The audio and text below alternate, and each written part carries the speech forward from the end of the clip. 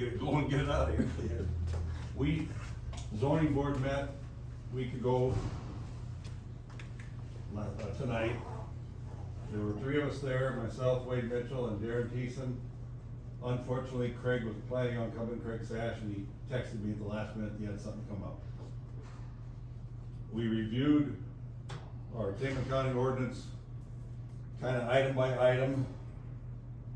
There were about 20 people there that mostly represented against turbines. But as we went through these review items, several questions on a lot of the items. Setback, of course, was one of them. I talked to the Grundy County Zoning Administrator prior to that meeting. She had said that they just recently met their zoning board and they changed their setback for residents to 5 times the total height of the nearest turbine. That would include the blade height above the turbine when it's at its highest maximum point. So if you were just assuming a 500-foot tall turbine and you set a 128-foot blade at 628 feet, times 5 is 3,140 feet, so approximately 3/5, 6/10 of a mile away from the nearest residence. The 3 of us that were there don't all agree on what setback should be. Some of us are recommending a setback from property lines in case the farmer wants to build on his property at any time in the future, instead of just a resident setback. So we've got to work that out. There's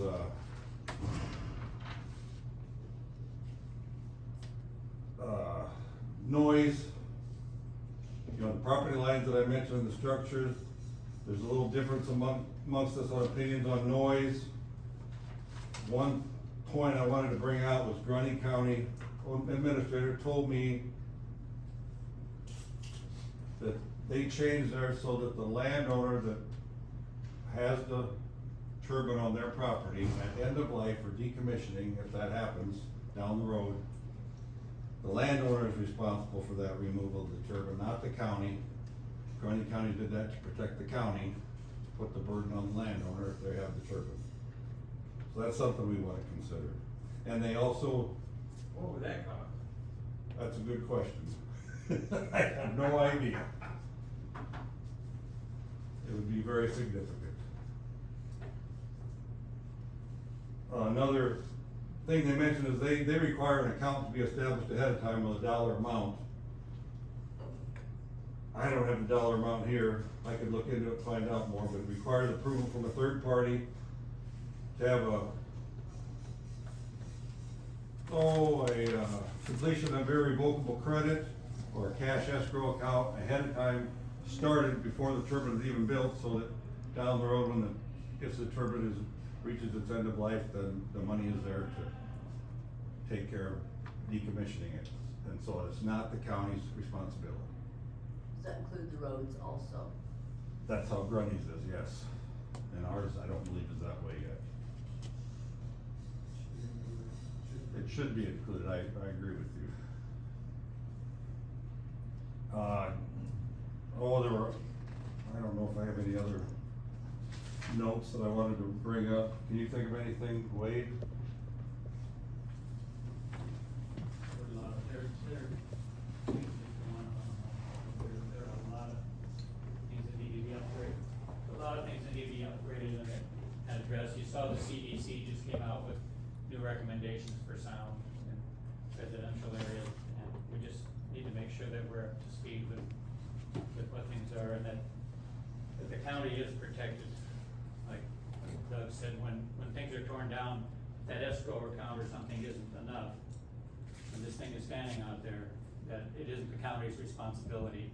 If you can do, I believe you should be able to do on your land what you wanna do. And if you wanna put one up and take responsibility for it, I think you should have the right to do that. But you need to take responsibility, and that's where we don't wanna have it on just 2 acres, because if you put it on 2 acres, and then you're left holding the bag, you just walk away from that 2 acres. It's gotta be enough that it can assume responsibility for what needs to be done at that time and not put it on the other people in the county. But I do believe you should have the the right to do on your land what you need, what you wanna do. And how we do that, so it fits, just like with hog buildings and other things, that those things need to be addressed, so it is safe, and it does meet CDC sound requirements. There's a lot of technology going into the sound and infrasound and ultrasound and so on, and we need to make sure that we meet all those studies and protect the people of our county. What would be the parcel change of ownership? Pardon? Parcel change of ownership, you were mentioning the owner takes responsibility for decommissioning the turbine, but what about the parcels that are changing ownership all the time? Well, if you buy one with a turbine on it, you're. No, so I mean, so farmer puts one up, 3 up, whatever, then he sells, then who takes it down? Then the guy, the new owner. New owner. If the escrow account isn't adequate, and there's, when we're talking about 8% inflation and things like that, what you put in that escrow account today, there's a really, really, really good chance that may not be adequate at the end of the time. And every one of these turbine things is in its own LLC, it doesn't fall back on the parent company, so if that LLC at the end of life, then there's still responsibility, because those things are sitting up there 600 feet in the air, and they're in FAA space, you need to have lights maintained on them while they're up there. There are expenses and it's just so many, like urban renewal areas and things like that, where the responsibility would fall back on the city or fall back on stuff like that. But that's just one, we can go through sound and setbacks and flicker, we have nothing in ours that addresses flicker. If I looked at, was it Wright County? Worth County, that there's this 36 pages and it's small print, and I didn't see anything in there that I don't think is necessary, and ours is 7 pages in big print. I mean, we have just so many gaps, and it's not a matter of not having turbines, but that we need to have them done correctly. And I feel so strongly about this that we need to get it done correctly.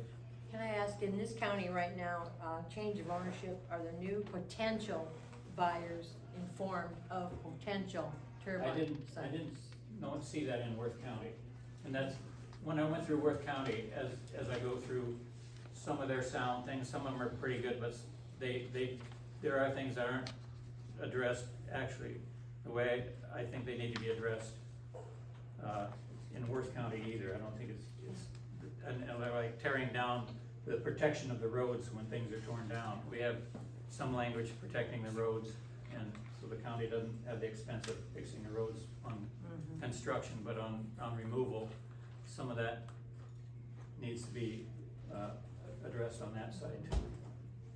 Thank you, Wade. And so it isn't just a matter of adopting Worth County or Grundy County or any of them. We need to make a Tama County ordinance.